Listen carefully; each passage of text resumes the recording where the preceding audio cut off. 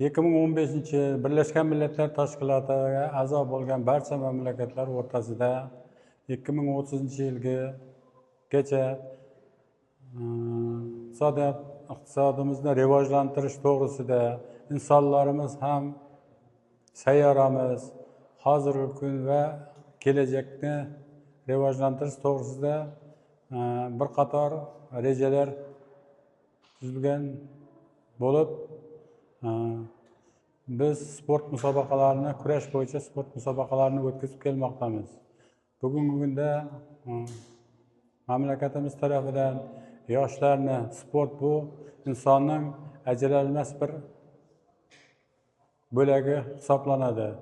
Bugungi kunda yoshlarimizni nafaqat sport bilan, balki jamiyatimizga yetuk inson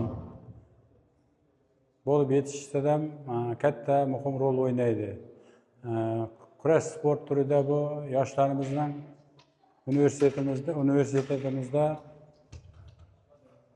universitetimizda mana yosh talabalar o'rtasida universiada sport musobaqalari, talabalar ligasi, vazir kubok va prezident sovrini uchun ko'plagan musobaqalar tashkillashtirib, kelajakda bu sport orqali jamiyatimizning sog'lom turmush tarzini rivojlantirishda va ilmiy, nazariy, teoriyalik tarafdan ham amaliy tarafdan yetuk mutaxassislarni tayyorlab kelishga katta yo'l ochildi deb atab o'tsak bo'ladi.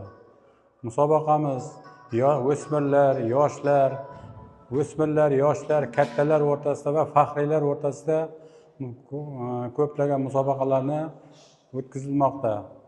Biz shu fursatdan foydalanib, yaratilgan shart-sharoitlardan foydalanib, yoshlarimizga, o'z tajribamizga, ilmga suyangan holda va xalqaro tajribalarga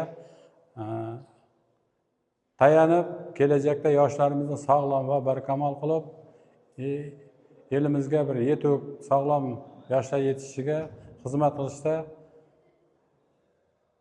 kuch-g'ayratimiz boricha harakat qilib kelmoqdamiz.